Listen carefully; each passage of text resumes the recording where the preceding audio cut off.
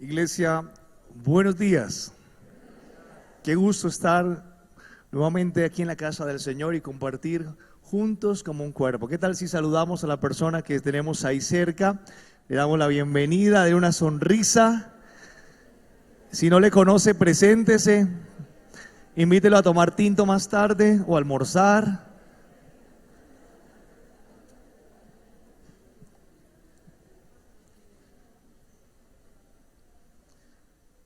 Qué gusto poder compartir la palabra de Dios una vez más. Queremos saludar, hoy nos visitan de la iglesia Cristo, Iglesia Uno en Cristo de Maracay, el pastor José Ignacio Rojas y la pastora Priscila Rojas. Así que se ponen de pie, por favor, le damos la bienvenida. Dios les bendiga, bienvenidos. Son los pastores de Ricardo y de Eliana, que ya hace algunos años están con nosotros y estamos complacidos de que estén acompañándonos en esta mañana. Venimos en un tiempo donde el Señor nos ha invitado a hablar de la reconciliación. Cómo el mundo se ha venido alejando y está en una situación bastante difícil, alejado de Dios. Hablábamos que Dios creó al hombre y hizo toda la creación en un ambiente de armonía. Pero cuando el pecado entró en la humanidad, cambió y dañó toda la armonía y el pecado generó unas rupturas en la creación. Hablábamos de estas 4 rupturas: la ruptura que el hombre tuvo con Dios, la ruptura que el hombre tuvo consigo mismo al dejar de confiar en lo que Dios había puesto en sus manos, en la capacidad que él tenía para hacer la obra que Dios le había encomendado. Hablábamos de una tercera ruptura, la ruptura que el hombre tuvo con otros al ahora tener que buscar culpables para justificar sus errores, y es cuando Adán y Eva comienzan a culparse. Y la ruptura que hubo con la creación, cuando la creación, la tierra es maldita a consecuencia del pecado, y también que el mismo Dios tuvo que actuar sobre la creación para vestir la desnudez del hombre. Hace 8 días empezamos el proceso de hablar de cómo Jesucristo es el que viene a cambiarlo todo, y hablábamos de cómo Él nos reconcilia con el Padre. Presentábamos 3 aspectos fundamentales de la reconciliación de Jesucristo para reconciliarnos con el Padre. Y hablábamos de Jesucristo como el nuevo Adán, aquel que viene a cambiar o a revertir lo que el pecado había hecho. Decía o dice la Escritura que si por el pecado de uno, que fue Adán, ahora todos morimos, por la obediencia de uno, Jesucristo, ahora todos somos justificados y todos somos salvos. Pero hablábamos de allí de la importancia y la intención que tenía el Evangelio al volvernos a colocar en el sentido de la paternidad. Porque de alguna manera el hombre perdió ese significado de la paternidad. Y vemos cómo Jesucristo desde el principio viene a presentarnos al Padre. Él fue intencional y todo el tiempo habló del Padre. Dijo: yo he venido a cumplir la voluntad de mi Padre. En la casa de mi Padre muchas moradas hay. Y todo el tiempo estuvo hablando del Padre. Es decir, vino a cambiar y a reconciliar lo que el pecado había hecho al quitarnos la relación con el Padre, con Dios. Pero hablábamos también de que Jesucristo era la nueva vida para nosotros, que Él transforma nuestras vidas, y ese yo soy en el cual Él nos invita a caminar, a permanecer. Hablábamos de los 7 yo soy de Juan, pero hablábamos de que Él no solamente vino a morir en la cruz, sino vino a permanecer en nosotros. Nos dejó al Espíritu Santo para que nos guiara. Él nos ha reconciliado con el Padre. Hoy vamos a la segunda parte, y es: Jesús nos reconcilia con nosotros mismos. Y esto es importante entender, que el pecado causó en nosotros la pérdida de la presencia de Dios. Yo les decía hace 8 días, es la pérdida más grande, es peor que perder un hijo, peor que perder el ser amado. Es la misma presencia de Dios lo que perdió Adán. Usted y yo, por más dolor que hayamos vivido en la tierra, no tenemos idea de lo que perdió Adán. Adán perdió lo más glorioso que existía, la misma presencia de Dios. Y en ese momento el hombre comenzó a entrar en conflicto consigo mismo. Ya el hombre no confía en sí. Ya el hombre no se siente capaz de administrar, de gobernar, de obedecer. Y eso genera un conflicto increíble en el hombre. Pero aquí es donde Jesucristo viene a hacer esa obra de reconciliación. Quiero invitarles a que nos coloquemos de pie y vamos a ir a la carta de Pablo a los colosenses, a la iglesia en Colosa, en el capítulo 1, el versículo 15. Y voy a pedirles que me acompañen en esta lectura juntos a una sola voz. Colosenses capítulo 1, versículo 15. Leamos juntos, 2, 3. Dice así: Él es la imagen del Dios invisible, el primogénito de toda creación, porque en Él fueron creadas todas las cosas, las que hay en los cielos y las que hay en la tierra, visibles e invisibles, sean tronos, sean dominios, sean principados, sean potestades. Todo fue creado por medio de Él y para Él. Y Él es antes de todas las cosas, y todas las cosas en Él subsisten. Y Él es la cabeza del cuerpo, que es la iglesia, el que es el principio, el primogénito de entre los muertos, para que en todo tenga la preeminencia. Por cuanto agradó al Padre que en Él habitase toda la plenitud, y por medio de Él reconciliar consigo todas las cosas, así las que están en la tierra como las que están en el cielo, haciendo la paz mediante la sangre de su cruz. Y a vosotros también, que eras en otro tiempo extraños y enemigos en vuestra mente, haciendo malas obras, ahora os ha reconciliado en su cuerpo de carne por medio de la muerte, para presentaros santos y sin mancha e irreprensibles delante de Él. Si en verdad permanecéis fundados y firmes en la fe, y sin moveros de la esperanza del evangelio que habéis oído, el cual se predica en toda la creación que está debajo del cielo, de la cual yo, Pablo, fui hecho ministro. Cierre sus ojos, por favor. Amado Dios, te damos gracias por la oportunidad que nos brindas en esta hora de estar delante de ti. Gracias, amado Dios, porque hoy podemos acercarnos una vez más a tu palabra y hemos creído que tu palabra es una lámpara que alumbra nuestras vidas. Por eso, Señor, en esta hora pedimos: alumbra nuestra mente, nuestro entendimiento y nuestro corazón. Enséñanos, Señor, en tu palabra. Permite, Señor, que esa palabra sea vida en nosotros y ayúdanos para obedecerla. Estamos aquí para ser enseñados, para aprender de ti, Señor. Te honramos y te bendecimos en el nombre de Jesús. Amén. Por favor, tome su lugar. El pecado causa claramente una consecuencia tremenda en nosotros que nos hace perder la identidad, que nos hace perder el propósito. Cuando el pecado llegó al ser humano, el hombre perdió la identidad. El hombre perdió su razón de ser. ¿Quién era? ¿Qué propósito tenía? Esa es la mayor consecuencia del pecado, que nos hizo estar en desacuerdo, o mejor, irreconciliados con Dios. Cuando yo perdí quién soy, cuando yo perdí para dónde voy, cuando yo perdí la idea de lo que Dios había creado, entonces claramente lo que Jesús viene a hacer es devolvernos la identidad que el pecado robó. Eso es lo que Cristo va a reconciliar en la cruz, la identidad que perdimos, que el pecado nos robó. Y cuando pensamos en el tema de la identidad, ¿qué perdimos? ¿Qué fue lo que nos quitó?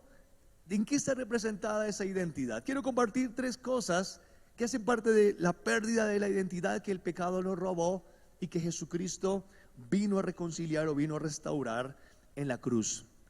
Lo primero que tenemos que nosotros entender en este proceso es que todos nosotros, dice la Escritura, fuimos creados a la imagen y semejanza. Entonces, lo primero que perdemos, no en todo, no en el 100%, pero que se afecta en la imagen y la semejanza. Pero, ¿qué tal si vamos al origen? Génesis 3, lo tocamos hace 20 días. ¿Cómo arrancó todo el proceso? Génesis 3 dice el texto de la siguiente manera: pero la serpiente era astuta más que todos los animales del campo que Jehová Dios había hecho, la cual dijo a la mujer: ¿con que Dios os ha dicho, no comáis de todo árbol del huerto? Y la mujer respondió a la serpiente: del fruto de los árboles del huerto podemos comer, pero del fruto del árbol que está en medio del huerto, dijo Dios, no comeréis de él, ni le tocaréis, porque para que no muráis. Entonces la serpiente dijo a la mujer: no, no es cierto, no moriréis, sino sabe Dios que el día que comáis de él, serán abiertos vuestros ojos, y seréis como Dios, sabiendo el bien y el mal. Satanás lo que hizo aquí fue tergiversar la obra que Dios había hecho. ¿Y cómo es el proceso? Dios creador, Él es el Dios que está por encima de todo. Dios crea o organiza, como Génesis nos lo presenta, todo lo que los animales, la naturaleza, lo crea. Pero aparte coloca allí en la mitad entre la creación y Dios al hombre como administrador, como aquel que es la corona de la creación, y le da la capacidad para administrar, la capacidad para estar allí y hacer, digamos, el señorío de toda la creación. Pero ahora Satanás se presenta y le dice: con que Dios les dijo, qué astucia, ¿no?, que no pueden comer de ningún árbol. Satanás siempre va a ser sutil, y él empieza diciendo una mentira a medias o una verdad a medias. Está diciendo que había una prohibición, es cierto, pero de una vez incluyó ¿qué? Todos los árboles. Y eso obligó a Eva a dar una respuesta. No, de por sí podemos comer de todos, pero hay uno que está puesto en el centro que dijo que no podemos comer, porque si comemos de él, morimos. Entonces Satanás comienza allí a decir: creo que le echaron el cuento mal, no es cierto, y comienza a cuestionar al Creador. Cuando pensamos que la imagen y la semejanza de Dios es afectada, es cuando el hombre ya no se halla en la posición donde Dios lo colocó como creación y administrador, sino como una persona que siente que su papel es otro. Y esto es lo que Satanás comienza a trabajar en el hombre. Ahora, claramente nosotros seguimos manteniendo cosas de la imagen y la semejanza de Dios. Por ejemplo, Dios es espíritu y nosotros también somos espíritu. La diferencia es que cuando Dios creó a Adán y Eva, Dios lo creó para que viviera eterno. Dios pone al hombre en el huerto del Edén con la capacidad de estar en comunión con Dios en el mismo lugar y con un propósito eterno. Cuando Dios creó a Adán y Eva, la muerte no hacía parte del plan. Este hombre no se envejecía. ¿Cuántos hubieran que Dios estará en ese tiempo? Uno está diciendo: oh sí, Señor. Este hombre no se enfermaba. Este hombre no se cansaba. Todo lo que había en el huerto de Edén, dice la Biblia, que era lo necesario para que el hombre estuviera bien, y el hombre vivió un tiempo así. Y allí está el hombre en ese propósito. Pero por el pecado, el hombre perdió la oportunidad de estar disfrutando del Edén, pero su espíritu sigue siendo eterno. Su espíritu sigue siendo eterno. Y por eso ahora el hombre debe ser transformado para poder gozar de la vida eterna. ¿Cierto? Pero Dios también es amor. Pero el hombre perdió la capacidad de amar. por el pecado. Por eso, a partir del pecado, encontramos que el siguiente pecado es que entre dos hermanos se odian. Comienzan a haber sentimientos nuevos. Se transforma gran parte de la imagen. Si hay otras cosas que se mantienen, tenemos las cualidades de la personalidad que son de Dios, como el intelecto. ¿Cuántos piensan aquí? Todos los seres humanos pensamos. La voluntad, la capacidad de tomar decisiones y de hacer cosas. Y las emociones son características de Dios y siguen presentes en nosotros. Pero hay otras que se distorsionaron por el pecado. Se distorsionó la misericordia. Se distorsionó la capacidad de dar y de ayudar, y el hombre se vuelve un hombre individualista, egoísta, y allí comienza el hombre a perder esa imagen y esa semejanza de Dios. Satanás nos coloca en el plano donde nos quiere hacer ver que nosotros no somos creación de Dios y tenemos propósito, sino su mentira nos lleva a pensar que somos algo más. Que somos, cuando el hombre ya deja de pensar que es creación de Dios, que está al nivel de Dios, entonces ya no necesita lo que Dios le puede dar. Entonces ya necesita otras cosas, porque eso es lo que Satanás hace en el tema del pecado. Y algo interesante, el pecado cambia la manera como yo me percibo. Si ya no me percibo como creación de Dios, si ya no me percibo como una persona que está debajo de Dios, ahora el concepto de la creación o del ser que me creó me hace cambiar la percepción de mi ser.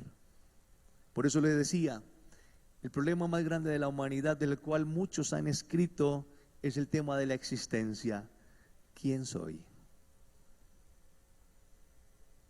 Y cuando estamos más perdidos que Adán el día de la mamá, entonces tenemos conflicto con otro. Eso lo vamos a ver el próximo fin de semana. Y cuando peleamos con el otro, ni siquiera tenemos idea que es quién somos, pero le decimos al otro, es que usted no sabe quién soy yo. Mire, hermanos, qué triste como hemos perdido el sentido de quién somos. Hacemos una reunión de personas adultas, invitamos a todos que se presenten. Entonces la gente dice, yo soy Elías Martínez, y lo primero que uno dice, su profesión, administrador de empresas, pastor de la Iglesia Alianza Cristiana del Encuentro San Cristóbal Norte, tengo una esposa, una sola, un hijo, y comienzo a hablar de lo que tengo. Y se están presentando todos. Y de pronto llega la oportunidad a una hermanita que dice, yo no tengo profesión, yo no trabajo porque estoy en mi casa atendiendo a mi esposo, mis hijos, entonces yo no soy nadie. Entonces dice ella, yo no sé qué soy, porque no trabajo, porque no estoy ejerciendo un título.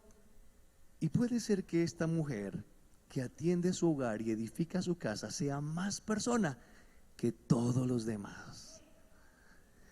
El enemigo nos ha robado la imagen y la semejanza de la percepción de lo que Dios creó. Por eso estamos afanados por tener, por hacer. Y es tanto el mensaje que hemos dado que muchos padres dicen lo siguiente a sus hijos: estudie, mi hijo.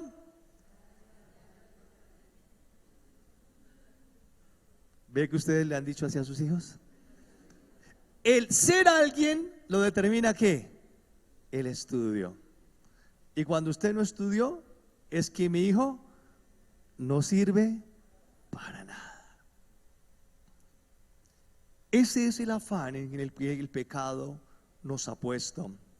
Por eso cuando toco el tema de Pablo, hablando aquí a la iglesia en Colosa, era necesario que el nuevo Adán se presentara, para que volviéramos a recordar que sí, que la imagen estaba presente en el nuevo Adán, en Jesucristo. Primera en Colosenses 1:15 dice, Él es la imagen del Dios invisible. El nuevo hombre que acaba de surgir, este Jesús que acaba de presentarse, es la imagen del Dios invisible. Pero al mismo tiempo habla de su deidad. el primogénito de toda la creación. Primogénito no significa que haya sido creado primero, sino que Él estaba primero antes que todo lo que se había creado, que Él ya existía, porque en Él, y esta es la parte hermosa, fueron creados todas las cosas, tanto las que hay en la tierra como las que hay en los cielos, visibles. ¿Cuántas cosas Dios creó que nosotros no vemos? Dice, sean tronos, sean dominios, sean principados, sean potestades. Todo fue creado por medio de Él. ¿Y a quién le pertenecen? ¿Cuántos son creación de Dios aquí? ¿A quién le pertenece usted? Entonces, ¿por qué quiere vivir lejos de Dios? Porque somos personas que tenemos una identidad es en Cristo. La pérdida de la imagen y la semejanza, Satanás no la quiere hacer ver como personas que no necesitamos la vida o la dependencia de Cristo. Por eso, cuando Cristo se manifiesta, hay intención en recobrar la identidad. Su primer discurso, el mensaje de las bienaventuranzas, se dirige a una cantidad de gente que le está siguiendo, quiere escuchar un discurso. Son personas que están abatidas, desconsoladas, que han sido despatriadas, que han sufrido durante muchos años. Y comenzamos con las bienaventuranzas, ¿no? Bienaventurados, bienaventurados, bienaventurados. Y después les da el discurso de la identidad. Ustedes son la luz del mundo. Primero les animó. Primero le dijo, ustedes son dichosos. Y después les dice, ustedes tienen una identidad. Ustedes son luz. Ustedes son sal. ¿Sabe? Si nosotros supiéramos quiénes somos, dejaríamos de pensar en nuestra profesión, en nuestra tenencia de nuestros bienes, y parte de nuestra respuesta partiría de yo soy hijo y creación de Dios. Y el Señor nos va dando propósito. Entonces aquí comenzamos a ver cómo Jesucristo nos va dando un mensaje de identidad. Ustedes son sal. Ustedes tienen que afectar este mundo. Tienen una visión, un propósito. Pero después el mismo Jesús nos habló del yo soy. Que todo proceso tenía que ver con Él. Yo soy la puerta, yo soy la luz, yo soy el camino, la verdad y la vida. Hace 8 días hablamos de los 7 yo soy que Juan nos presenta. Es a través de Él, es por Él. Él siempre habló de identidad. Esto es lo que Jesús quiere reconciliarnos. Porque cuando perdemos la imagen y la semejanza de Dios, ya no amamos, ya no perdonamos, ya no ayudamos, dejamos de ser la persona que Dios creó y nos convertimos en otras personas que, como decimos ahora molestando, ni yo sé quién soy, pero estoy determinado más por lo que hago, por lo que sé. El Señor está para restaurar en nosotros esa identidad. Ahora, iglesia, si el Señor nos creó, si somos creación que le pertenece a Él, es porque hay un propósito, y eso es lo que Pablo también afirma en Efesios capítulo 2 versículo 10, y esto es lo que usted y yo debemos de tener claro. Léalo conmigo, ¿qué dice? Porque somos hechura suya, creados en Cristo Jesús para buenas obras, las cuales Dios preparó de antemano para que anduviésemos en ellas. ¿Para qué Dios lo creó a usted? Sencillo.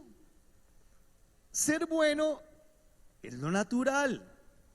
No se sorprenda porque usted se crea bueno. Eso es lo que Dios quiere que usted haga. No necesita usted que le reconozcan lo que hace, porque Dios lo diseñó para eso. ¿Usted felicita a la lavadora porque lava? ¿Sí? ¿O a la licuadora porque hace el jugo?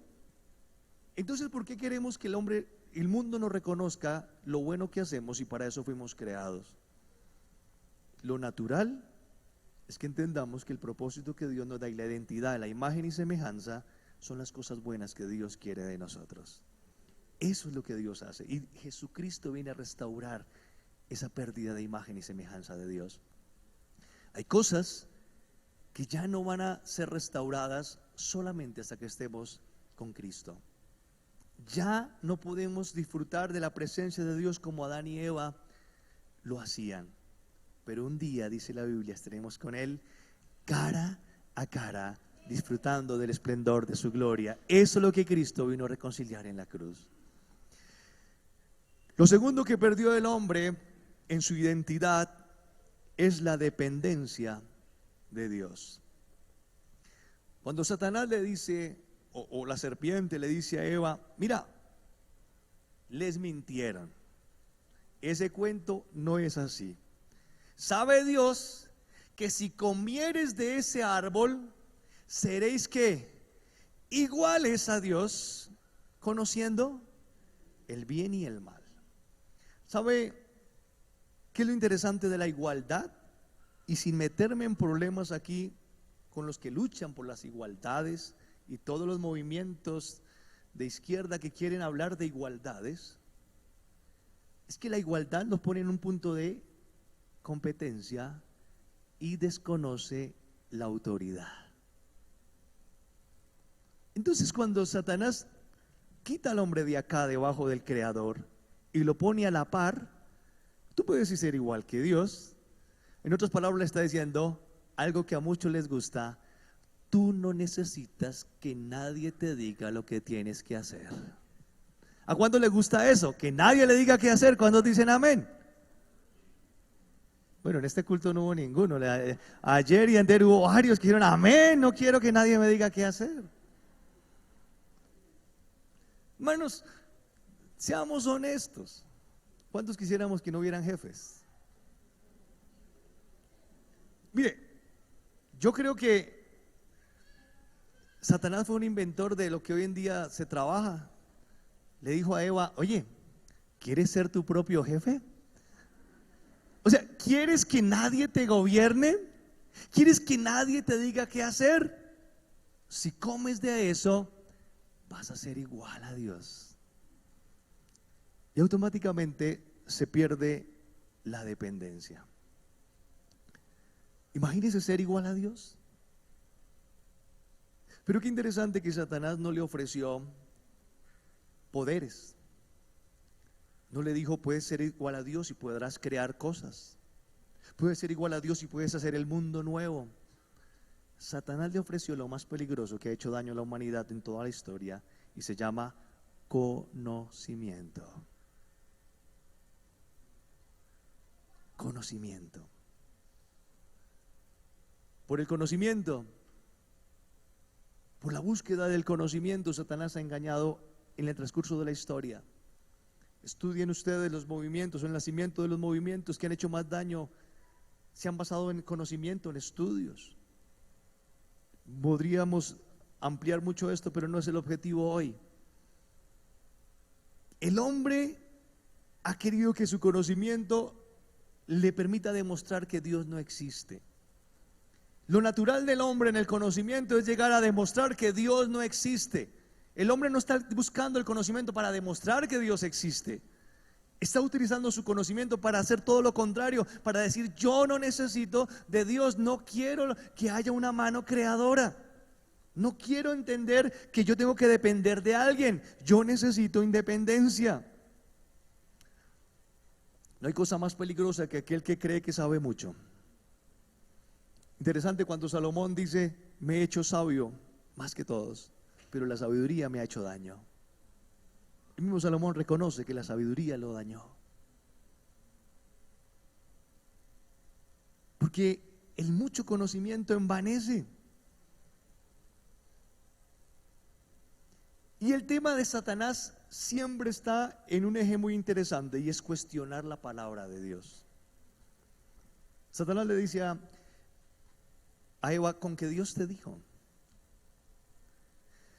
Satanás, hay un dicho, yo creo que en el mundo, si no se dice en Venezuela es igual, que dicen que más sabe el diablo por viejo que por diablo. ¿Cuántos creen que eso es cierto? Levanten la mano los que creen que es cierto.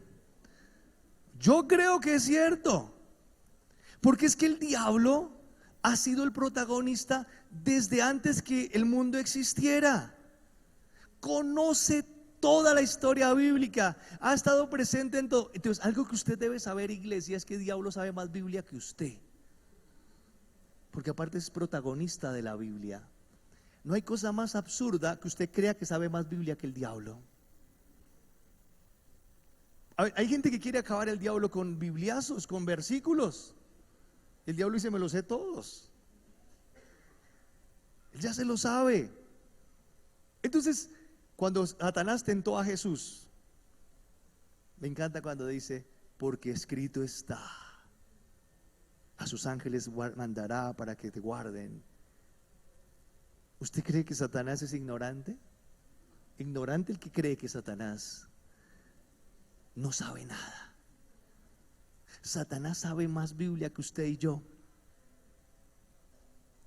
Y eso debemos de entenderlo. Y siempre ha sido experto en cambiar la verdad y transformar la verdad. Y por eso Satanás nos engaña con la misma escritura. ¿De dónde han salido las falsas religiones? De personas sin Cristo o de personas que en la iglesia comenzaron a buscar otra revelación y se resultaron siendo engañados. El mismo Jesús dijo que en los tiempos finales, lo vamos a leer más adelante, aún Satanás engañará a los escogidos. Satanás quiere llevarnos a que no haya dependencia de él. Y por eso, iglesia, vale la pena darnos cuenta de qué manera nosotros tratamos de vivir a veces como lejos de esa autoridad y cuestionando a veces las escrituras, cuestionando la verdad de la palabra. Cuando uno piensa en la obediencia, que es lo que Dios espera en nosotros, hay una historia que nos resume cómo Dios trabaja. Y es la historia del pueblo de Israel. El pueblo de Israel, Dios le dio una promesa: los voy a sacar de Egipto a una tierra que ¿qué? Que fluye leche y miel. Eso es una representación de lo que será más adelante la vida eterna. Entonces el Señor envió a Moisés y todo el proceso que ustedes conocen, y Moisés está allí delante del pueblo y el pueblo a regañadientes, bueno, dijeron, listo, vamos a salir de acá, y salieron con sus ovejas, con su ganado. Pero un día el Señor, después de 40 años, cuenta qué fue lo que pasó. Josué capítulo 5, versículo 6, mire lo que pasó, dice, porque los hijos de Israel anduvieron por el desierto 40 años, hasta que ¿qué? Todos los hombres de guerra que habían salido de Egipto fueron consumidos, por cuanto no obedecieron a la voz de Jehová, por lo cual Jehová les juró que no les dejaría ver la tierra de la cual Jehová había jurado a sus padres que no las daría, tierra que fluye. O sea que el Señor condenó al pueblo de Israel a 40 años. No. ¿Cuánto se demoraban de pasar de Egipto a Canaán? Más o menos 4 meses. ¿Cuánto se demoraron? ¿Por qué? ¿Cuántos quieren ir al cielo? Pero ¿cuántos andamos embolatados en la desobediencia?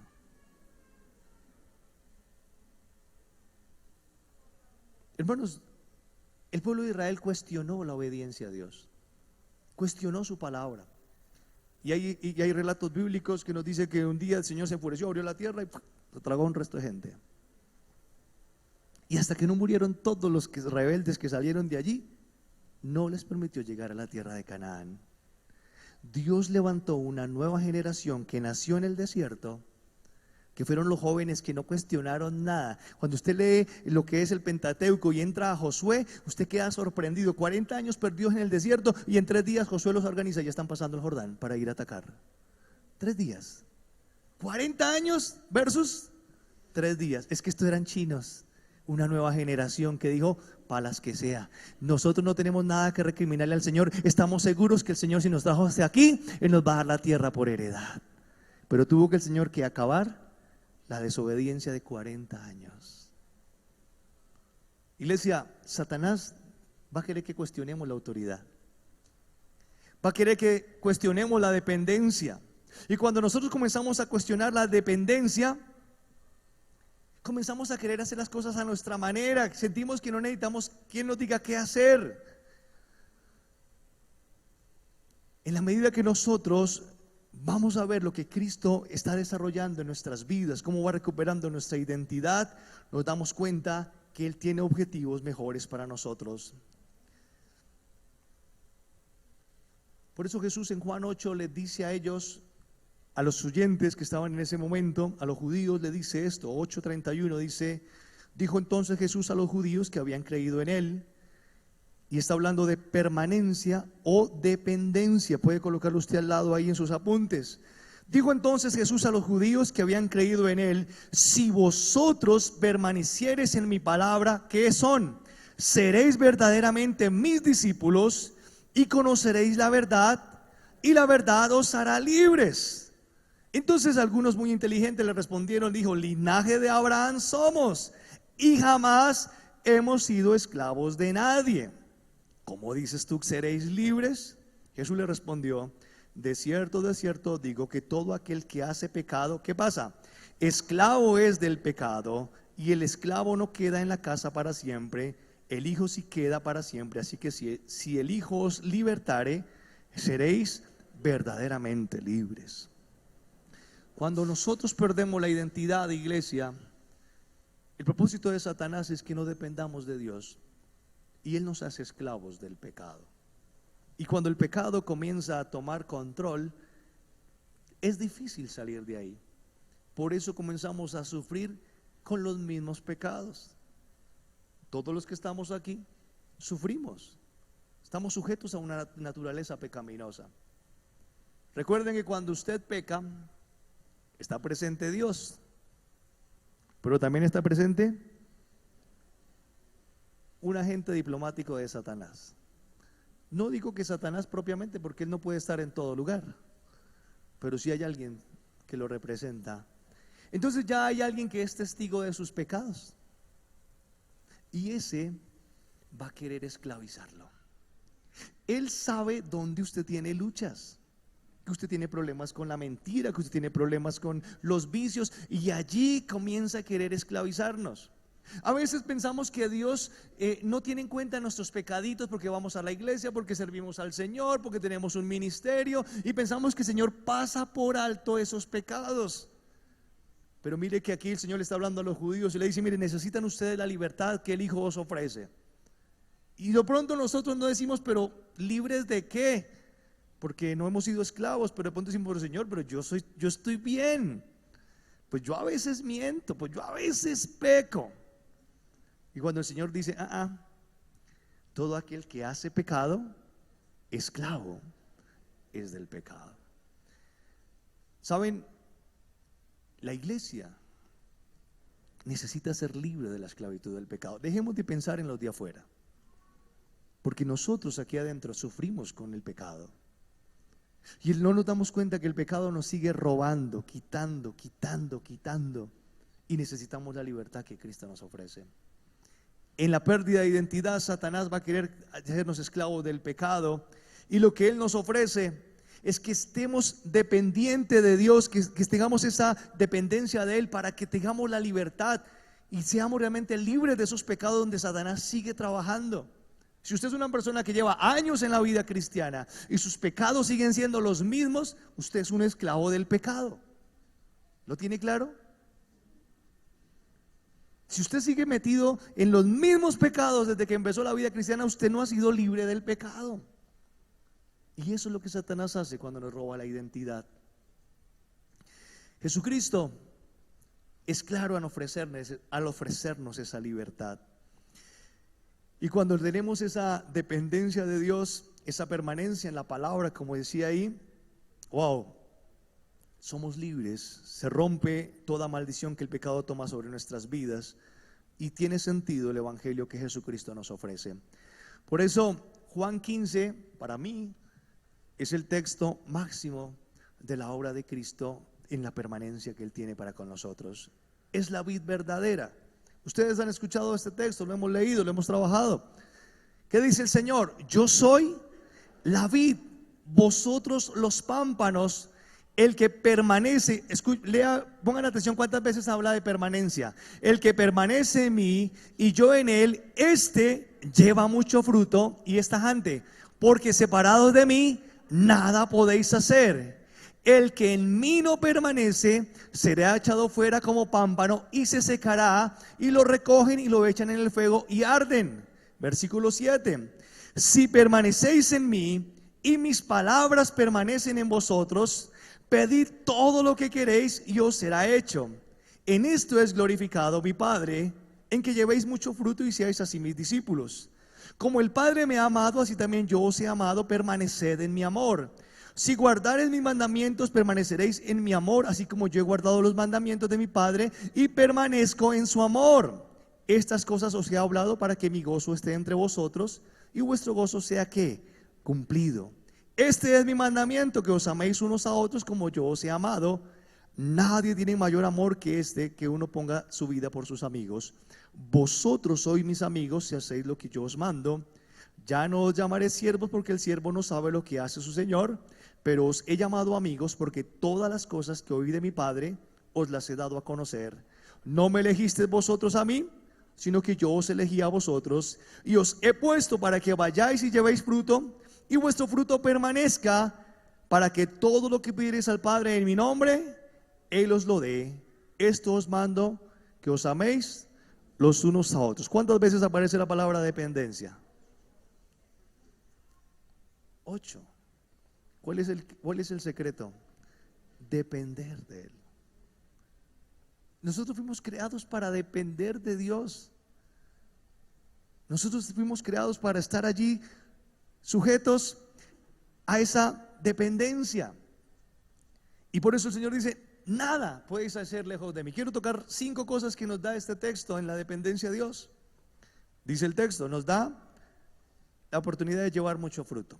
Llevar fruto significa que en todas las áreas donde Cristo se glorifica en nuestras vidas vamos a tener bendición. Frutos no solamente espirituales, algunos son tan espirituales que dicen que el fruto son las almas. Dice la Biblia que el crecimiento de las almas es la obra de Cristo, no es la obra suya. Yo no sé en qué momento se llenó que el fruto son almas. Dice la Biblia, unos riegan, otros siembran, otros van a hacer el trabajo, otros recogen, pero el que hace la obra es Cristo. El fruto que usted da es que la palabra de Dios se siembra. Algunos serán salvos, otros no. Pero ese no es el único fruto. También hay frutos en nuestra familia. Una buena esposa, unos buenos hijos. Frutos en nuestro trabajo, una estabilidad laboral, una economía buena. Frutos en nuestras relaciones personales. La Biblia está diciendo: el que permanece en el Señor lleva mucho fruto. ¿Está bien? Lo segundo que nos dice también es que nos da acceso a las bendiciones de Dios para nuestras vidas, y yo coloco allí el derecho a pedir. ¿Alguna vez usted le ha dicho a sus hijos: pídame cualquier cosa, lo que quiera? Usted no se arriesga tanto, ¿cierto?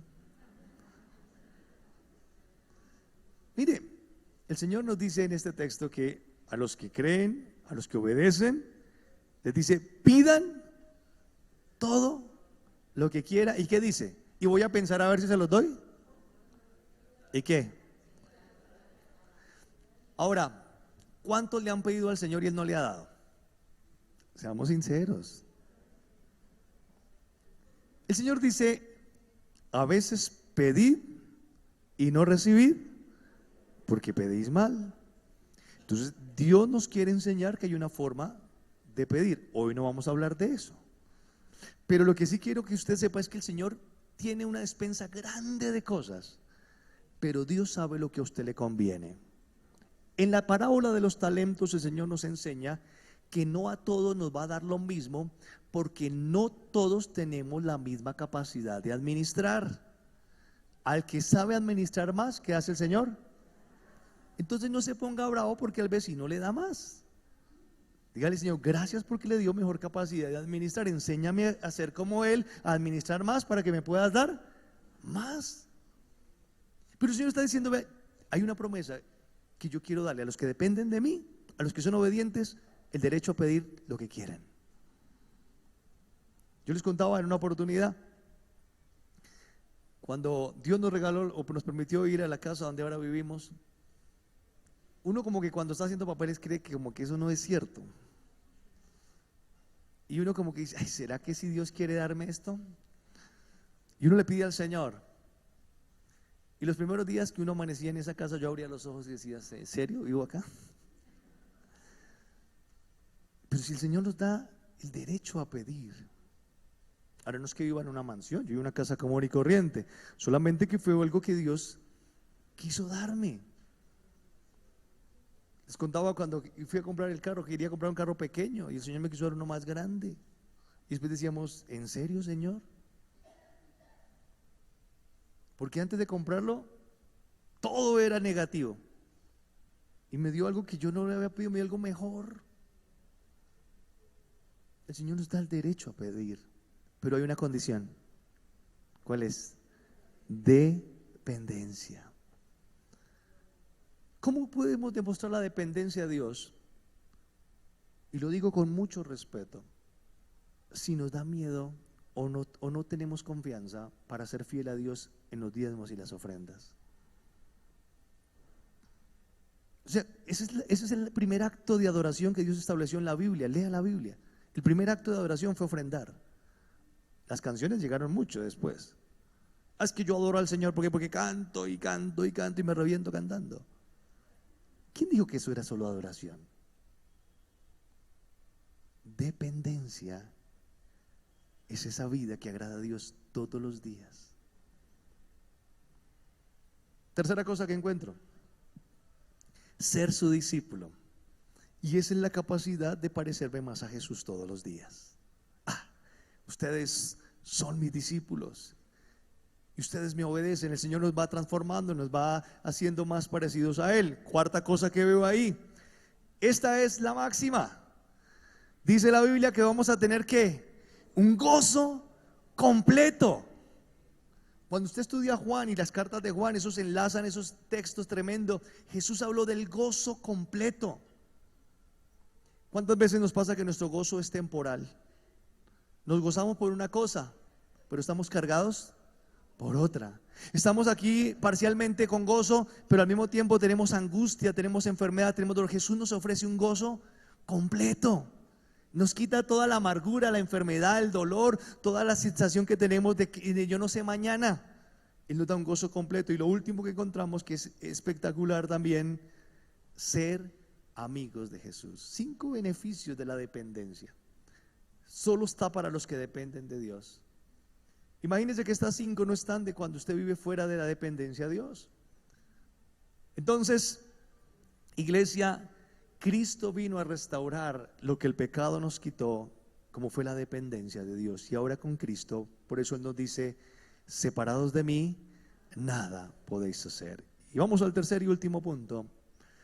Lo otro que nos quitó Satanás fue el derecho de ser hijos de Dios. Algunos dicen: pero ¿cómo si todos somos hijos de Dios? Mentira, mentira. Por eso Juan lo dice: y a todos los que creen en su nombre les dio el derecho de ser llamados hijos de Dios, porque se había perdido. Y el Señor nuevamente lo recupera y dice: no espere, que estos son hermanos míos, son hijos de Dios. Y viene en ese proceso de mostrarnos que tenemos el mismo derecho de Jesucristo de ser hijos. Y algo que quiero aquí tocar importante: la Biblia describe a Satanás desde muchas características, pero hay una que es fundamental entender nosotros como iglesia. Y es que Satanás, como les decía ahorita, él está presente, así como Dios, en nuestros pecados. ¿Y sabe cuál es la tarea de Satanás? Todo el tiempo buscar que nosotros pequemos, pero al mismo tiempo de estar escribiendo todos sus pecados. Entonces dice: uy, Elías hoy hizo esto, ¡pum! Y va llevando un acta. ¿Y sabe qué hace con esa acta? Va delante de Dios y dice: este es el pastor que usted tiene en la alianza. Y nos acusa. Satanás es el acusador. Esa es la tarea de él. ¿No me creen? Vamos a Apocalipsis.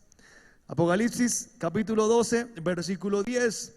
Entonces hay una gran voz del cielo que decía: ahora ha venido la salvación y el poder y el reino de nuestro Dios y la autoridad de su Cristo, porque ha sido lanzado fuera ¿quién? El acusador de nuestros hermanos, el que los acusaba delante de nuestro Dios. ¿Cuándo? ¿Sabe? Satanás no descansa, iglesia. Satanás no está echando siestas. Él nos acusa. Pero este texto que es del futuro, Cristo lo va a lanzar fuera, el acusador. Pero a Satanás le encanta ir delante de Dios y decir, mire, mire lo que usted tiene allá predicando, mire el que es líder, mire, mire lo que hace. Y Él toma nota de todo, porque su trabajo es ese. Por eso Él quiere hacernos sentir pecadores, que no somos dignos. Satanás es tan astuto que busca engañar a la iglesia. Por eso le decía, Él conoce más Biblia que nosotros. Él va a buscar de alguna manera que nosotros nos desviemos de esa verdad, que no creamos ese derecho. Hay gente que leyendo la Biblia ha creído que ya, o ha enseñado que ya no hay vida eterna, que la vida eterna es este mundo, que el cielo está en este lugar y que no hay nada después, aún de las mismas escrituras. La iglesia tendrá que pasar por tiempos donde será sacudida por falsas doctrinas, y eso es lo que el Señor Jesús nos advierte en Mateo 24, 23. Dice, entonces si alguno dijere, mirad aquí está el Cristo, mirad allí está, no le creáis, porque se levantarán falsos cristos y falsos profetas, que harán grandes señales y prodigios, de tal manera que engañarán, si fuere posible, aún a los escogidos. ¿Usted es escogido de Dios? O sea que usted está en peligro de ser engañado. Nosotros tenemos que tener los ojos bien abiertos. Cristo nos está ofreciendo nuevamente esa reconciliación, pero ojo, porque Satanás quiere reclamar derechos sobre nuestras vidas, el derecho que usted le da cuando usted peca.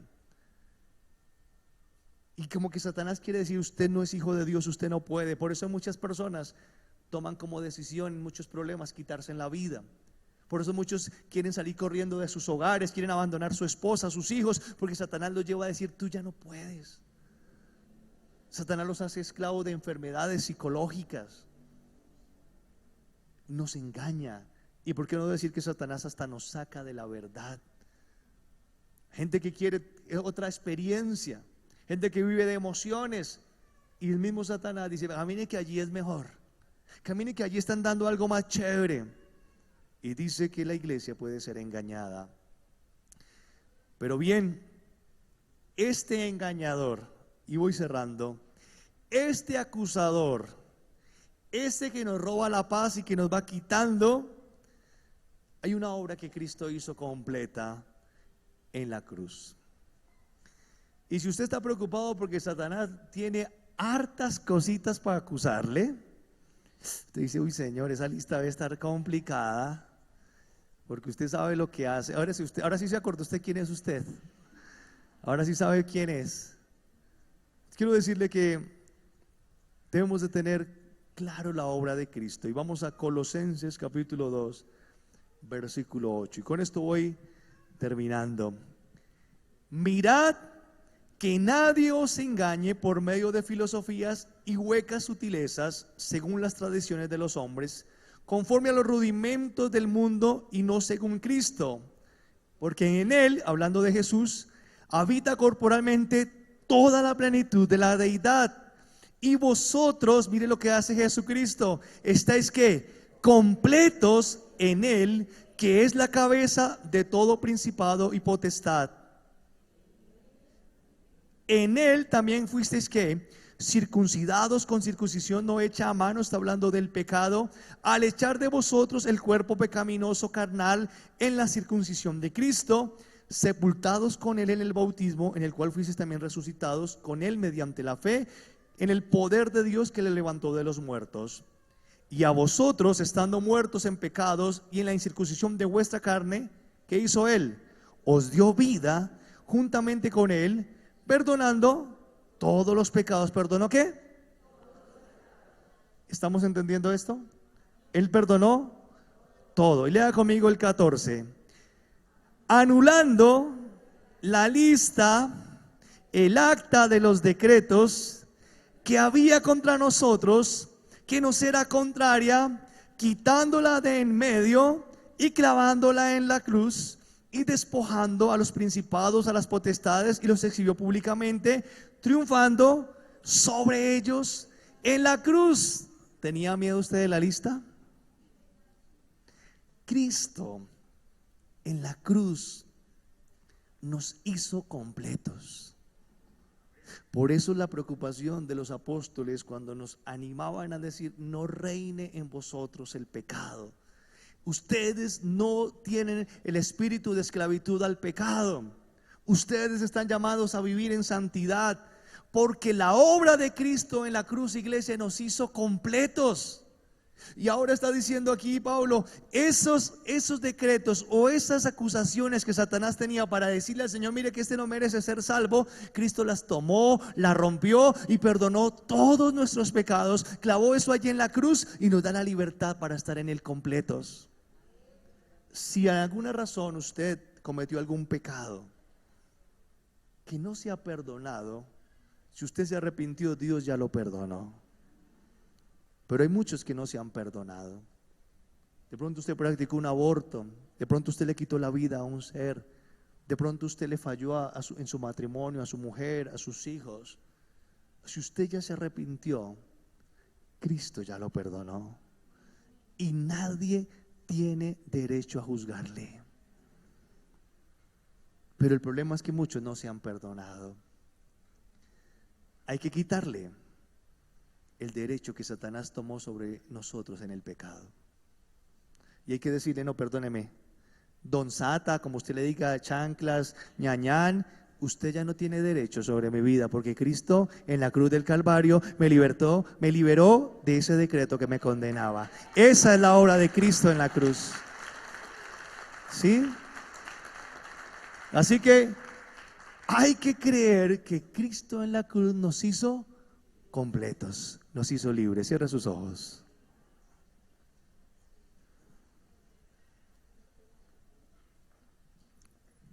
Señor, te doy gracias en esta hora por tu palabra.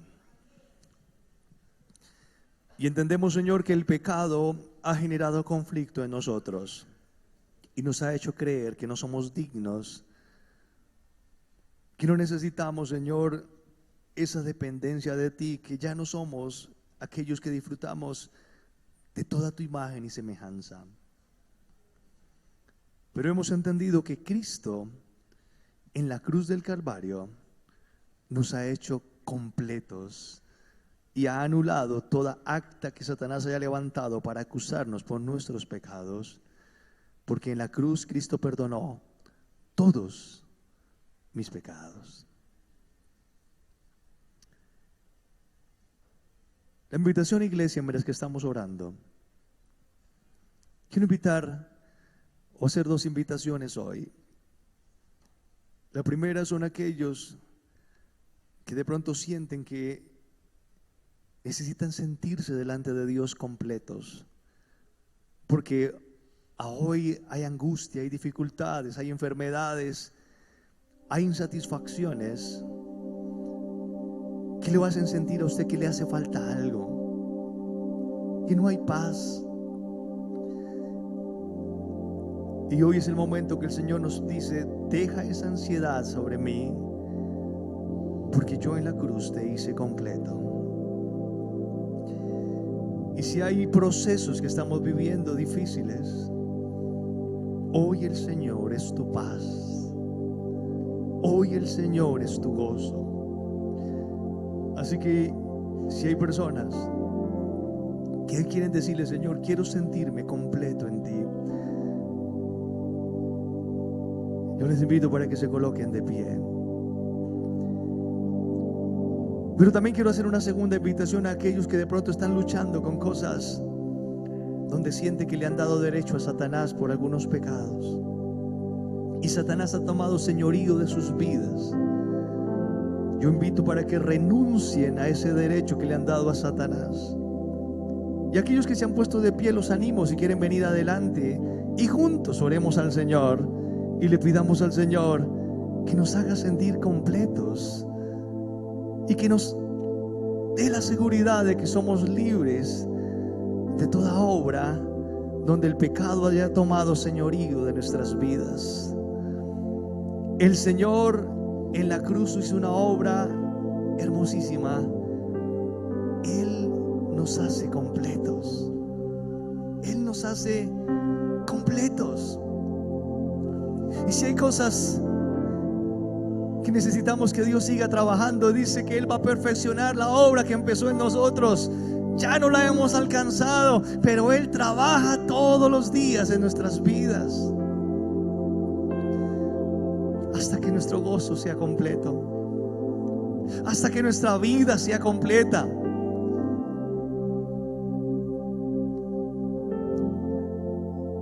Esta es la oportunidad para ir delante del Señor y decir lo que hay en tu corazón. Si hay cosas por qué pedirle perdón, pídale perdón allí usted y Dios. Hable con el Señor. Dígale: Señor, hay estas circunstancias en mi vida que me están afectando. Perdóname.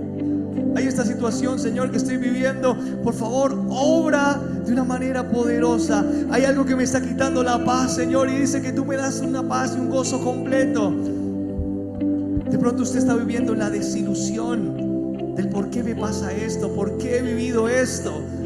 Y hoy el Señor dice: deja esa carga, deja esa ansiedad y ve delante de mí, que yo estoy aquí para restaurar completamente tu vida. Amado Dios y Padre Celestial, delante de ti está esta iglesia, Señor, estos hermanos que se han puesto de pie y algunos están aquí adelante orando, Señor, porque hay áreas de su vida donde hay necesidad, Señor, y hoy oramos para que tú te glorifiques en medio de ellos, para que traiga, Señor, sanidad, para que traiga restauración, para que traiga, Señor amado, el proceso de la obra tuya, Señor, en ellos, y que podamos hoy descansar y dejar esa ansiedad, dejar esas preocupaciones delante de ti, Señor, y sentirnos que tú eres nuestro todo, que tú nos complementas, que tú eres lo suficiente y necesario para todos nosotros.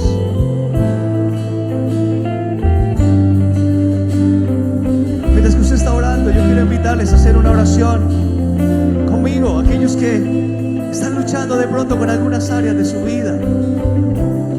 ¿Qué tal si usted conmigo dice: Señor Jesús, yo te doy gracias por la obra que tú hiciste en la cruz, por devolverme el derecho de ser tu hijo? Gracias, Señor, por perdonar todos mis pecados y hacer de mí, Señor, una persona nueva. Hoy vengo delante de ti, Señor, y confieso que tú eres mi Señor y Salvador. Pero también, Señor, hoy quiero anular todo derecho que yo le he dado a Satanás por mi pecado. Renuncio, Señor, al derecho que le he dado a Satanás sobre mi vida, y declaro, Señor, que tú eres mi paz, que tú eres mi Salvador, que tú eres mi Señor. Y en el nombre tuyo vengo delante de Satanás y le digo a Satanás: todo derecho que te he dado en mi vida por mis pecados, hoy renuncio a ese derecho, y ese derecho es cancelado por la obra de Cristo en la cruz. No tienes derecho de acusarme, no tienes derecho de condenarme, porque Cristo pagó por todos mis pecados. Padre, yo te doy gracias, Señor, porque la obra que tú hiciste en la cruz nos ha hecho completos, Señor, y tú sigues trabajando en nosotros. Y si bien, Señor, no somos perfectos, creemos que la obra se perfecciona cada día, Señor.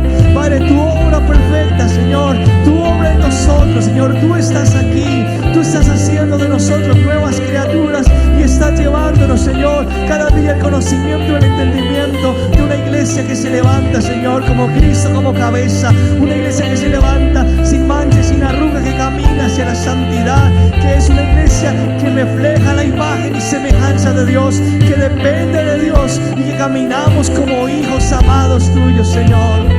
Gracias por estar con nosotros, gracias por amarnos, gracias por enseñarnos, Señor, que tu obra es completa para nosotros, Dios. Gracias, gracias, Jesús, gracias, Señor.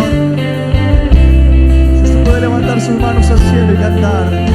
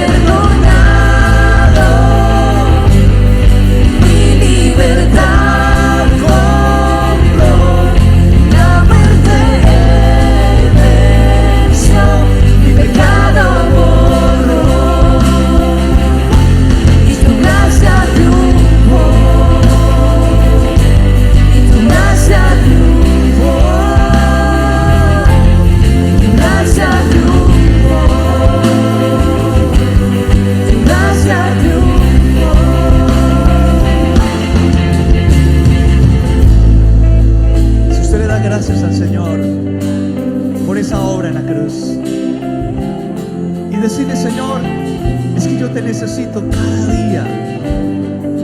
Yo necesito esa dependencia de ti. Para que se cumpla, Señor, lo que dijiste en Juan 15, Señor. Que podamos llevar fruto. Que podamos, Señor, reflejar a otros tu amor. Porque separado de ti nada podemos hacer. Te necesito, Señor. Aquí estoy. Aquí estoy, te necesito, me rindo a ti. Tuyo soy, mi alma te adora hasta el fin. Aquí estoy, te necesito, me rindo a ti. Tuyo soy, mi alma te adora hasta el fin. Aquí estoy, te necesito, me rindo a ti.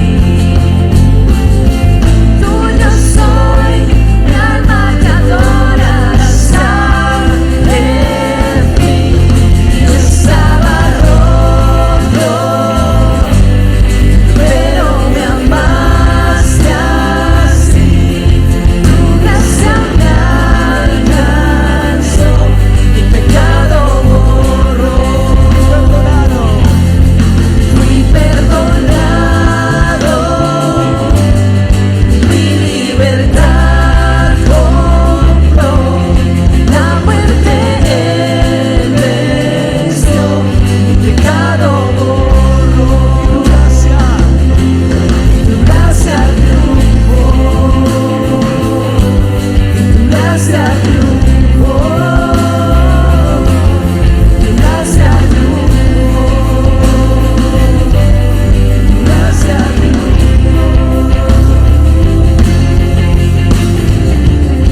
¿Cuándo pueden darle un aplauso de agradecimiento al Señor? Gracias.